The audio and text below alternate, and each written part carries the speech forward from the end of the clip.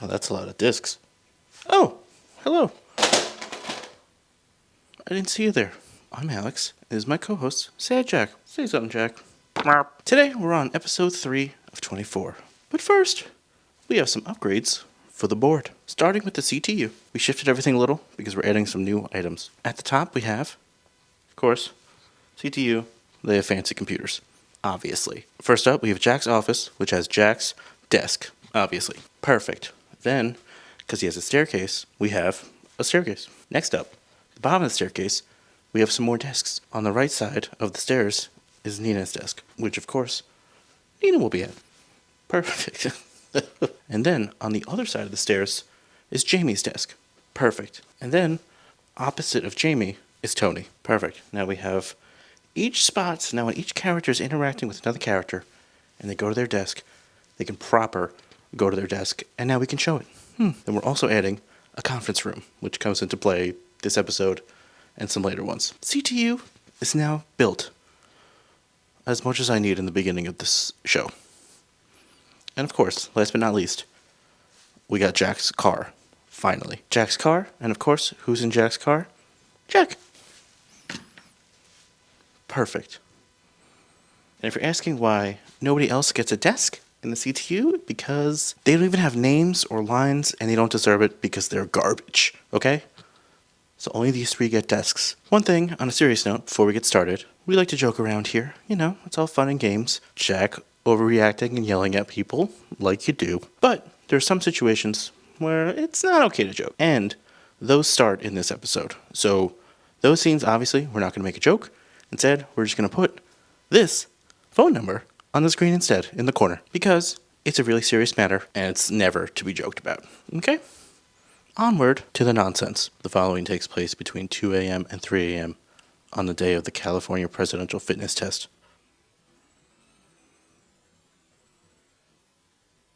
This video is in real time.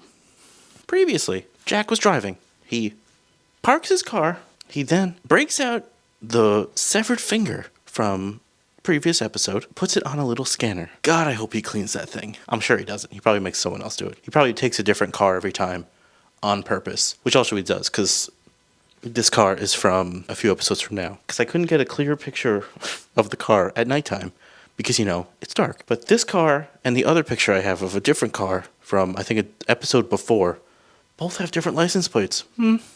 Jack?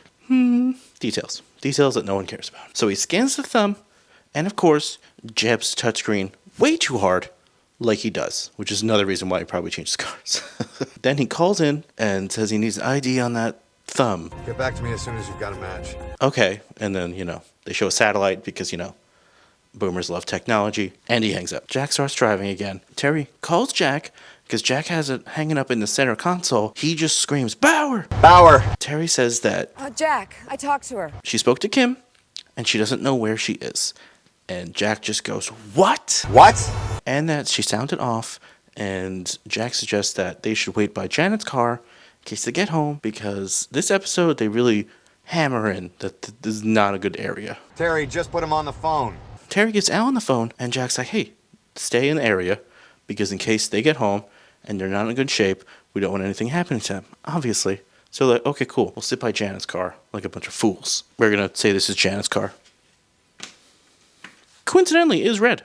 And the best part is, as they're talking about that it's a bad neighborhood, to show that a car speeds by and you hear a glass breaking sound, and then they just yell like, "Oh, loser!" Oh.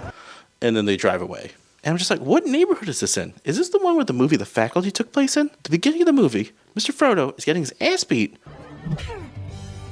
That's just showing how, like, rough and tumble the school is. And her line is the funniest line. It's literally the best line in the movie. Crashing in case it is the funniest thing in the world to say to someone. But we're not talking about that. That's just a great movie. That is hilarious on so many levels.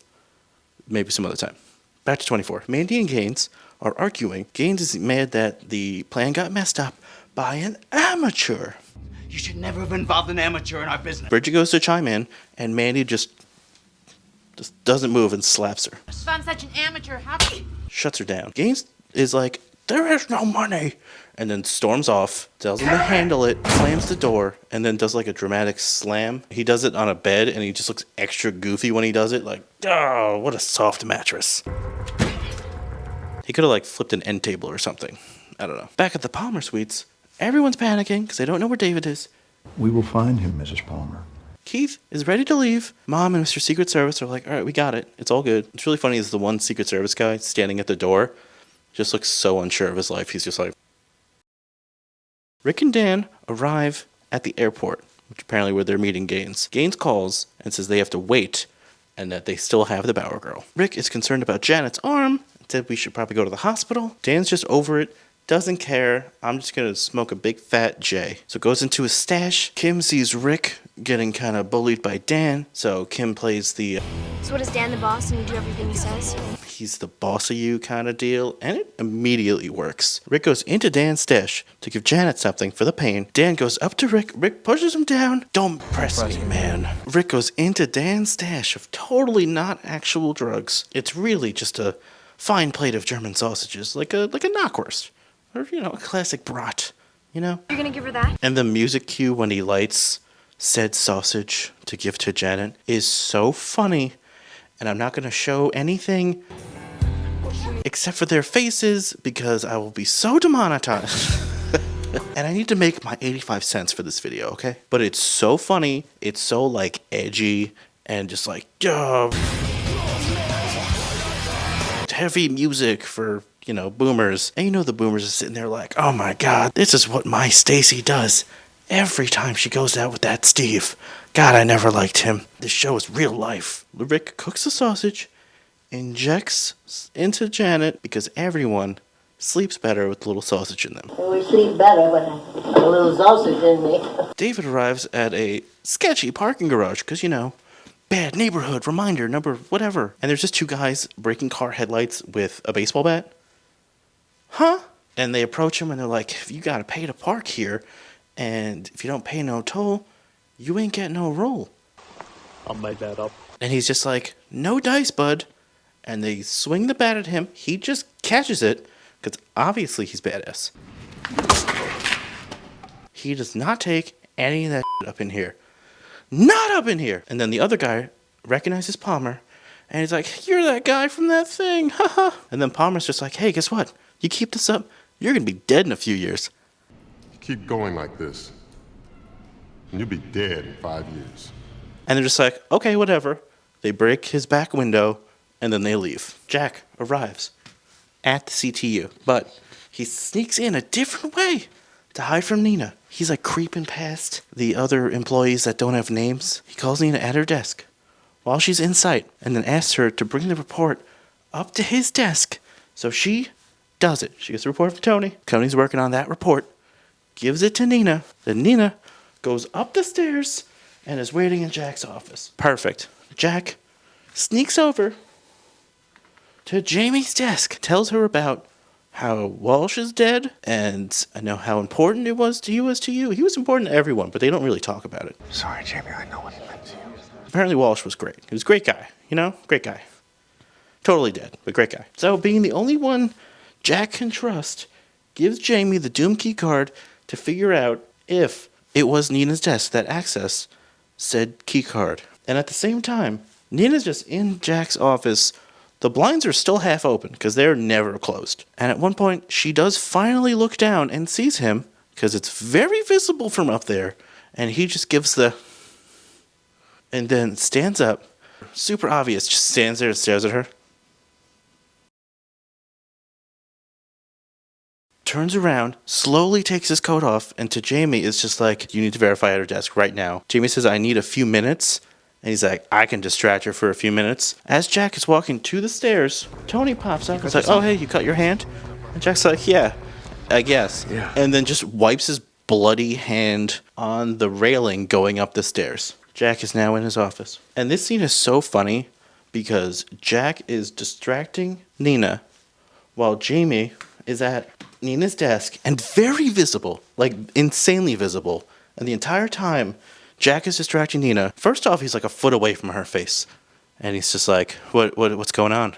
And then constantly looking past because he can see Jamie at Nina's desk by just doing one of these. So he proceeds to do that the entire time he's talking to Nina and distracting her. And Nina, immediately not buying it. She's like, why do I know you're not telling the truth? Why do I feel like you're not telling me the truth? Oh, because he's shifty-eyed and not giving you an actual answer. And with that, she just leaves because she's like, I don't have time for this, and walks out. So Jack drops the ultimate. So you're with Tony, huh? Interesting. Are you seeing Tony? And that, of course, gets her to turn around and magically not face her desk at all, because Jamie still needs another minute or so. When Jamie finishes, she calls Jack's office. Jack just immediately walks away from Nina. And, of course, during this whole time, he walks over to the phone. She just stares right at him. Nothing else. Just straight line, no focus anywhere else. It's fine. I don't see anything else out of my peripheral vision, ever. Not even someone moving at my desk. So Jamie calls up and says, yeah, confirmed. This was from her desk. And Jack just stands there like, okay. So obvious. He does not have a poker face if his life depended on it. Jamie goes back to her desk. And then Nina leaves because he gives her some BS to work on. Back to her desk. Time for a Jack Bauer shirt change. Jack gets a phone call about the severed finger that he scanned on his car's touch screen, whatever, blah, blah, bullshit. And they tell him that that person does not exist. So Jack just hangs up and doesn't say thank you. Classic. Since Gaines went into the other room, we'll put him over here. Mandy and Bridget are chit-chatting. Mandy doesn't understand why Bridget did that. Do you want to get both of us killed? Bridget might be onto something, because with inflation, that million would be at 1.7 million right now. Just saying. And Bridget's like, no one can hurt us. It's like, oh, really, Bridget? The people that paid Mandy $1 million cash to murder a whole plane of people just to get Martin Belkin's ID? To then murder someone else? Yeah, okay. Let's trust these people to not kill us immediately. Then Mandy says, okay, we'll do this your way. And then just squeezes Bridget's head. And is like, okay, we'll do it your way, you win. Goes to talk to Gaines alone. Back to Kim and a very stoned Janet. Really, just a lot of sausage will do that to you. Janet's just like, everything's great. Where's Dan? He likes me. LOL, winky face emoji. And Kim's just like, hey, shut up. Turn down the drugs. This is serious. We're being kidnapped. If we don't leave right now, we will die. So you need to get your together. I know they literally just shot you up with sausage. Delicious, tasty knockwurst. A little side of spatzel. We need to go now. For some reason, they're like a few car lengths away. Just chit-chatting. Just BS and just shooting. So they make a break for it while a plane's taking off. A little biplane, nothing big. But then they stop running because the plane they're running towards goes to take off, and they're like, oh no, the plane took off. Who would have thought that would happen? Amazing plan, Kim. Jeez. So then they keep running. Chase scene. The boys catch on, start chasing too. Chase. Jamie goes up to Jack's office and actually closes the door. Ooh, that never happens. Jack needs the data off the Doom keycard, and Jamie's just like, Until we find out for sure, should I shut down our confidential access? you need to talk to me about Nina. I know you slept together. Everyone knows that. It's not a secret. And he's just like, that's none of your business. And she's like, actually, it is. What did you tell her? Did you tell her anything you shouldn't have? No.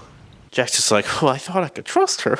Jamie's like, we need to shut down Nina's access just in case. And Jack's like, fine, do it. Jamie's like, what is she working on? Jack's like, it's nothing important. And Jamie's speaking nonsense like, that's in another socket. What the f*** are you talking about? What are you talking about? Good, that's not on a secure socket. I can do it without her knowing. It's probably a thing, but God, I don't care. And you think the boomers that are watching this know? Absolutely not. So now they cut Nina's access. Jamie's like, I got your back. And then leaves. Goes back to her desk. Chase scene, still happening. They're running, and they stop behind a dumpster where some dude's just standing there. Or is he? Get out of here. Turns out he's actually getting a blow pop behind a dumpster. The girls make too much noise, scare the guy off, and introducing our Junkie character. We're gonna call him Junkie Jeff because he does not have a name. Junkie Jeff is mad at them because he just lost out on $50. Cost me $50. You're gonna pay for this. Rick and Dan show up. See two girls run past you? Did you see some girls come by? And Junkie Jeff's like, they went down Central. Don't know why he covered for them, but he did. So then they leave. So then, of course, he robs them because, you know, junkies be junkieing. After he robs them, he then exits stage right.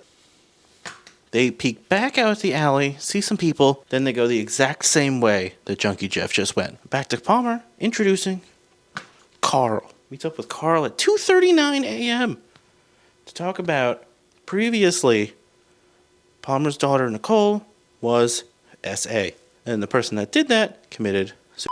But it turns out with these allegations from Maureen Kingsley that Palmer's son, Keith, in fact, threw the person over the balcony, not throwing himself off the balcony. She's gonna publicly accuse my son of murder. Maureen Kingsley is going to accuse Keith of murder today, on this day, the day of the California presidential primary. I don't care what day it is. Carl says, look, I'll hold it off. It's fine. We'll take care of it. Oh, I'll figure out where this is coming from, and I'll cut it off. Doesn't seem surprised about any of this information. You kind of realize that Carl's like the shady guy because he's like, oh, I love your morals and all that, blah, blah, blah. Nobody cares. But you knew the gloves were going to come off. And you knew they would. That's why you have me. Okay? I got this. We'll take care of it. Wait till the polls close, and we'll deal with it, okay? I'll take care of it. Here, Car's coming, and he leaves. Secret Service shows up. Okay, Colin, fine. Back to Kim and Janet. They're just running around all willy-nilly in this back alley / huge warehouse with the store's tarp and just boxes and pallets and all that crap. And then running around causes them to run into Junkie Jeff's little hidden lair. And I must say, his skin is actually pretty nice. He must rob a lot of people with good skincare. He tells them to go away, and they're just like, listen, we were kidnapped. We need help. Do you know where we can find a phone? You want me to help you? And his response is hilarious. He's just like, welcome to the neighborhood. He then, of course, pulls a knife on them, like you do, and then he yells at them to get out of his spot. So they do, again. So Nina is in the conference room, making coffee, because it's 2-something a.m. Jack pops in with a goddamn smirk on his face, and it's just like, he closes the door, gets right behind Nina, and it's just like, how long you been playing me? He's not Batman. How long you been playing me? Tell us where Falcone's been. How long have you been playing me? And then he aggressively sits her down and then starts screaming at her. Who are you working for? Why are you... Who do you work for? And she's just like, you, dummy. Obviously. I work for you! And he's just like, bah! And she's just like, obviously I work for you. How could you think otherwise? And he's just like... Back to Gaines, the money is transferred. There it is, $1 million in your account. All three of them are ready to go. Mandy aggressively pats down Ira. And then they head off to go get the card. Back to Kim and Janet with some fantastic dialogue. How's your arm? It's okay if I don't move it. No, move it. Wow, super f***ing helpful, Kim. Thanks, little miss not broken arm. God, what a dick. Kim, you kind of suck, okay? Then they hide. Dan creeps on by and is like, I can smell your perfume. I can smell your perfume. So they must have really put a lot of that cheap on if you smell that much. Dan, obviously, walks through. Starting to piss me off. So they go outside and run into some creepy guy. Let's call him Snakes, because he doesn't have a name. He looks like a Snakes. And they're like, can you help us, Mr. Snakes? You looking for something?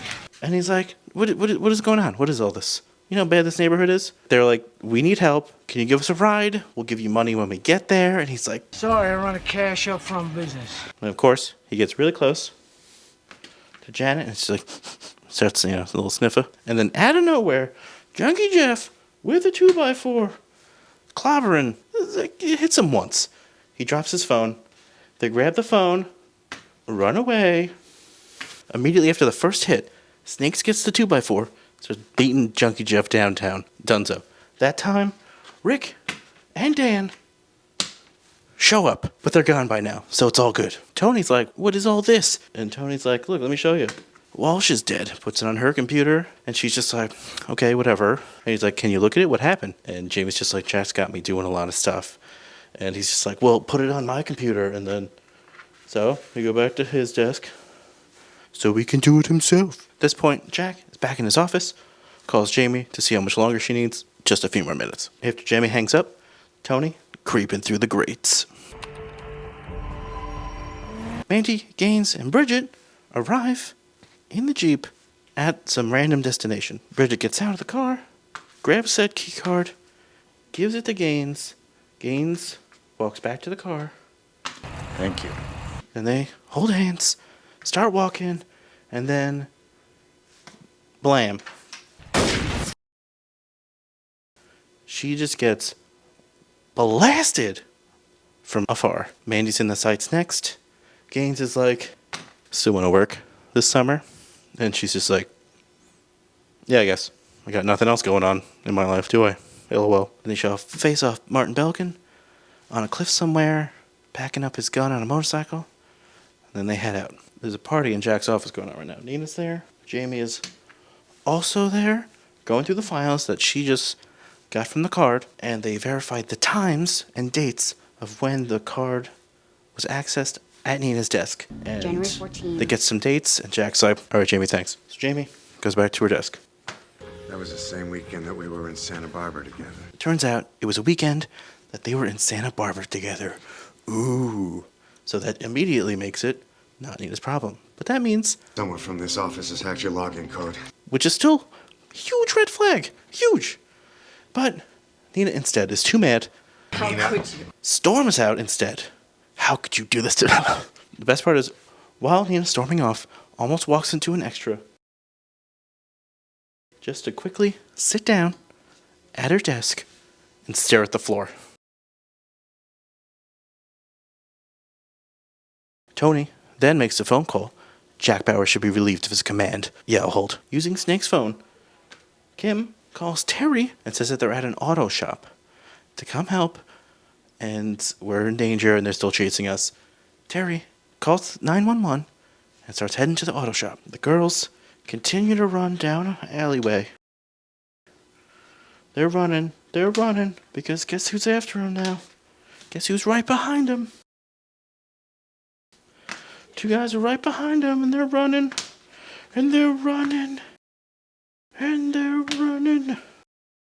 Janet takes the lead, running, goes out into the street. Kim, for some reason, stops to look behind her. Great strat, Kim. Janet gets met with a car and gets hit. So the car hits Janet and then drives away. Janet's on the ground in the middle of the street. Kim gets dragged away by them. Seriously, Janet cannot catch a fucking break. They slowly pan up Janet's body, opens her eyes like a horror movie.